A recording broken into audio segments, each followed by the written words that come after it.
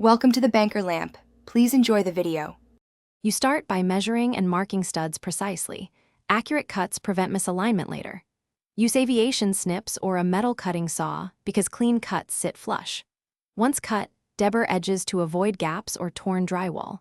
Make sure to dry clamp the stud into its track to confirm fit. If it binds, refile the edge. Doing this first saves time. Tight, square parts yield straighter walls and fewer adjustments during fastening.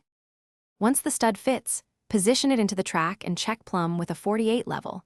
Alignment determines the whole run. Start fastening at mid-height to hold position, then drive self-drilling screws through the flange into track every 12 to 16 inches and along the web where indicated. Use a screw gun with depth control so screws bite without crushing the metal. This keeps the section rigid and preserves flange geometry for attaching drywall or connectors. You finish by joining sections.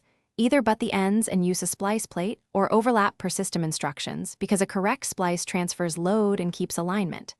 Tighten all screws evenly, check torque so nothing is loose, and if a stud is slightly twisted, straighten it with measured taps rather than forceful bends.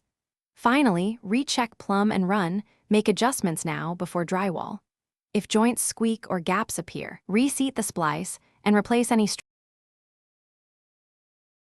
Thanks for watching. If this was helpful, leave a like and consider subscribing. See you next time.